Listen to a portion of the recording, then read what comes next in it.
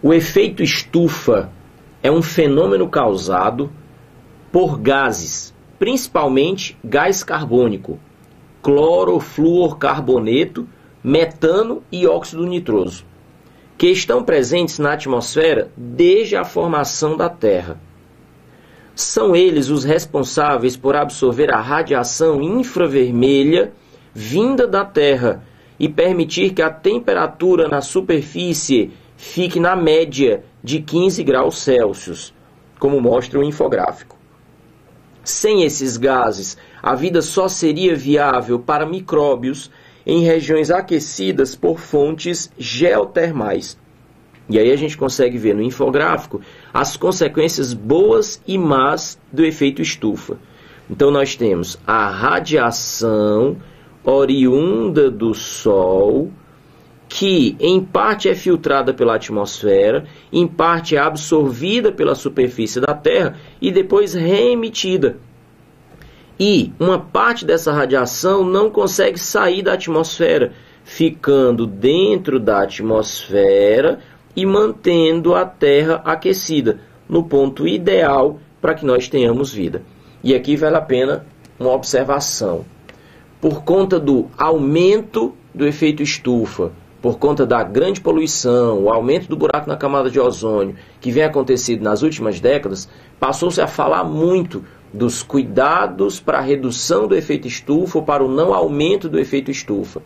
E aí o que acontece? Às vezes, numa leitura desatenta dos fatos, tem muita gente que hoje em dia associa efeito estufa a uma coisa ruim.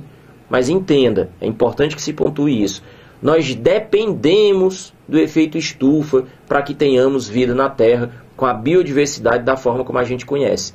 Se não tivéssemos o efeito estufa, ou seja, se não tivéssemos uma atmosfera capaz de reter pelo menos uma parcela, uma porcentagem, uma quantidade da radiação de calor que a gente recebe do Sol, a Terra seria gelada e isso seria inóspito para o que a gente conhece, para as diferentes formas de vida que nós temos aqui.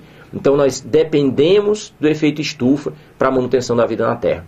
O problema que tanto se fala é o aumento no efeito estufa. É o efeito estufa exagerado, ou seja, é um superaquecimento da Terra pela incapacidade de filtrar os raios, ou quando eles chegam até aqui, ou de segurar, ou de sustentar demais os raios, além da porção que a Terra necessita. Então é preciso tomar cuidado com isso. Olhe na tela. O texto da questão continua dizendo: considerando a figura como referência, analise as proposições. A primeira: o calor vindo do Sol chega à Terra pelo processo de condução.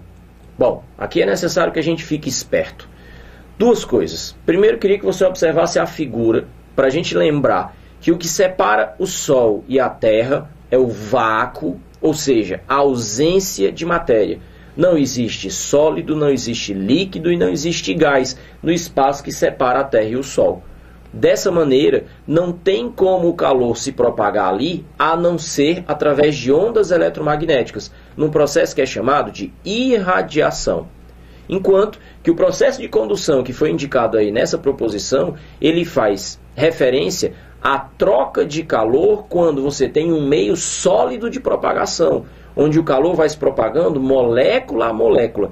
Então as moléculas precisam estar vizinhas, numa posição estável, o que só acontece exatamente na estrutura cristalina dos sólidos. Então essa primeira proposição está incorreta. Vamos marcar? Então a primeira aqui a gente pode colocar errada. A segunda proposição: o calor é emitido pela Terra, propaga-se pela atmosfera, pelos processos de convecção e de radiação. Bom, como nós falamos no item anterior, a Terra absorve calor por irradiação através de ondas eletromagnéticas provenientes do Sol, absorve uma parte desse calor e outra parte é irradiada de volta para o espaço, que é o que a gente espera que a atmosfera segure numa porcentagem adequada para manter aquele efeito estufa do qual nós dependemos. Agora, nós dissemos que a Terra tem uma atmosfera. Então, sempre que você tem uma propagação de calor no meio fluido, entenda-se líquidos ou gases, certamente vai haver a formação de correntes de convecção. E você sabe disso tanto das aulas de biologia, das aulas de ecologia, quanto das aulas de geografia também, e das aulas de ciência básica lá no ensino fundamental.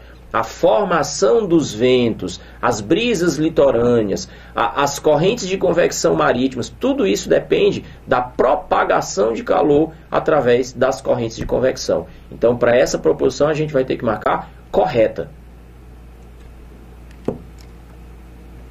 Um certinho na proposição 2. E a terceira, a radiação infravermelha é mais energética que a radiação visível. Aqui vale a pena a gente chamar a atenção para um detalhe.